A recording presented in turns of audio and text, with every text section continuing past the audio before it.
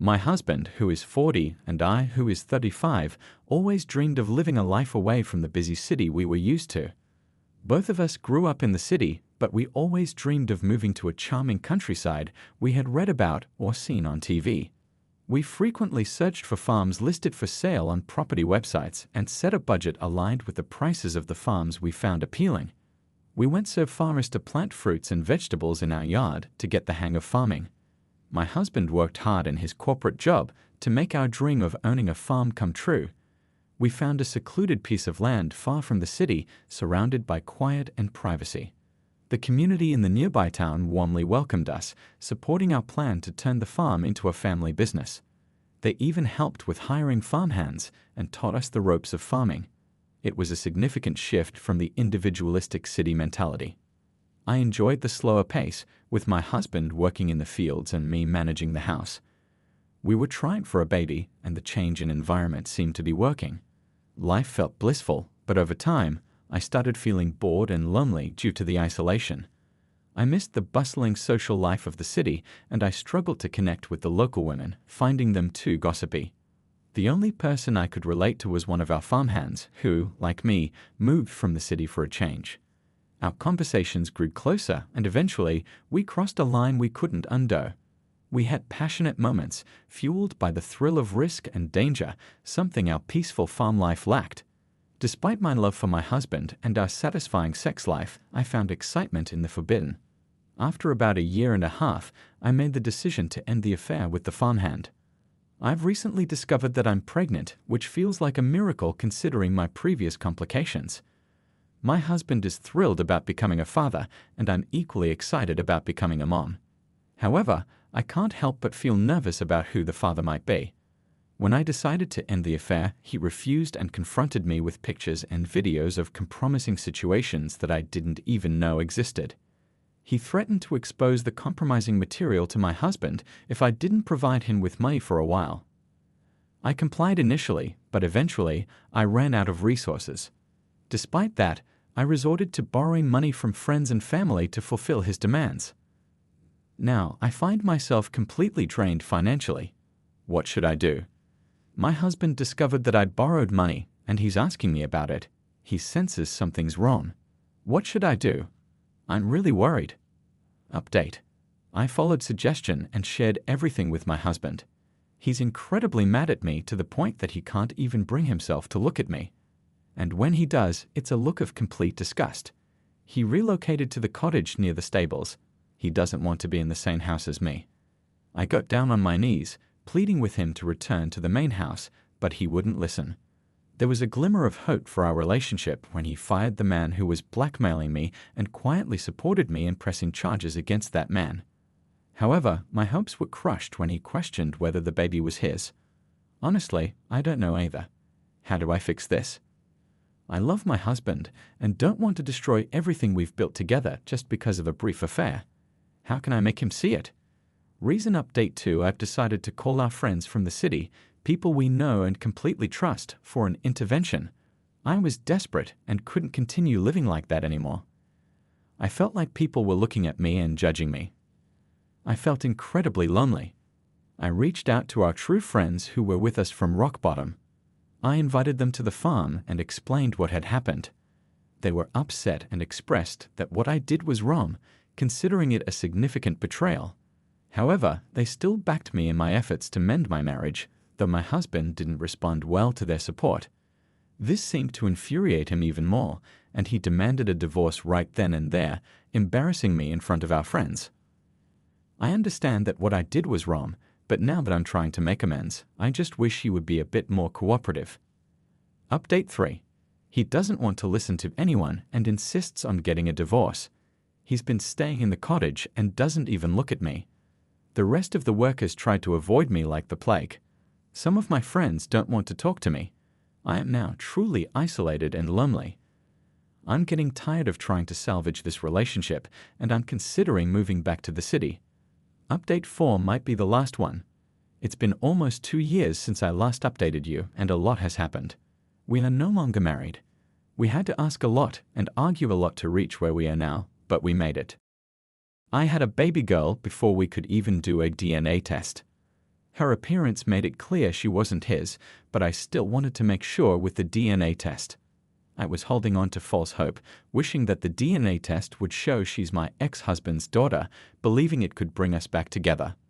After that, he started causing problems. He didn't want to give me financial support after the divorce, and he even went to court to avoid paying for the child's care. His petition was accepted because he filed it within the allowed time to question paternity.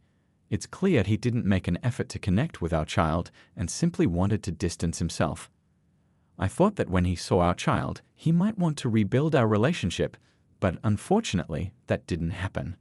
I eventually moved back to the city and used the alimony from the court to get a one-bedroom apartment for my daughter and myself. However, that financial support is ending soon, and I'm worried about how I'll manage everything once it's gone. I'll be honest, I still miss him, and I often think about what life could have been like if he were with me, both for him and our daughter. Edit. Daughter's biological daughter aren't in the picture I was in, and I still am not interested in raising a child with a farmhand. That'd be a major blow to my daughter's self-esteem. I'll be honest, I still miss him, and I often think about what life could have been like if he were with me, both for him and our daughter. Opinion. I'm happy your ex doesn't have to give money for a child who isn't his. His lawyer did a great job, but it's not so great that he still has to pay alimony, even though it won't be for very long. You should start searching for a job if you want to avoid being homeless. Story 2.